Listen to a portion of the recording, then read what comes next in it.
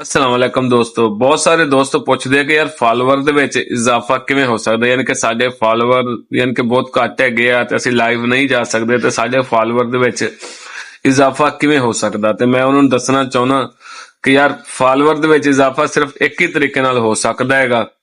ਉਹ ਪਤਾ ਕੀ ਹੈ, ਸਭ ਤੋਂ ਪਹਿਲੇ ਤਾਂ ਅਗਰ ਤੁਸੀਂ ਮੇਰੀ ਵੀਡੀਓ ਦੇਖ ਰਹੇ ਹੋ ਤੇ ਇਹਨੂੰ ਫਾਲੋ ਕਰੋ ਔਰ ਜਿਹੜਾ ਨਾ ਬੈਲ ਦਾ ਆਈਕਨ ਤੇ ਜਿਹੜਾ ਹਾਰਟ ਦਾ ਨਿਸ਼ਾਨ ਹੈ ਨਾ ਇਹਨੂੰ ਲਾਲ ਕਰ ਦਿਓ, ਰੈਡ ਕਰ ਦਿਓ। ਸਹੀ ਹੈ ਨਾ, ਇਹ ਤਾਂ ਹੋ ਗਿਆ ਫਾਲੋਅਰ ਦੇ ਇਜ਼ਾਫਾ। ਸਹੀ ਹੈ। ਦੂਸਰੀ ਗੱਲ ਇਹ ਹੈ ਕਿ ਤੁਸੀਂ ਟ੍ਰੈਂਡਿੰਗ ਗਾਣੇ, ਜਿਹੜੇ ਨਵੇਂ ਗਾਣੇ ਆਉਂਦੇ ਹੈਗੇ ਆ, ਜਿਹੜੇ ਨਵੇਂ ਸੌਂਗ ਆਉਂਦੇ ਹੈਗੇ, ਉਹਨਾਂ ਤੇ ਵੀਡੀਓ ਪੋਸਟ ਕਰਿਆ ਕਰੋ। ਤੇ ਤੀਸਰੀ ਗੱਲ ਇਹ ਹੈ ਕਿ ਵੀਡੀਓ ਜਿਹੜੀ ਨਾ ਪੋਸਟ ਜਿਹੜੀ ਕਰਨੀ, ਉਹ ਜਿਹੜੇ ਜਾਓ ਸਨੈਕ ਦੇ ਐਨਾਲਿਟਿਕਸ ਦੇ ਵਿੱਚ, ਸੌਰੀ ਟਿਕਟੌਕ ਦੇ ਐਨਾਲਿਟਿਕਸ ਦੇ ਵਿੱਚ ਜਾਓ।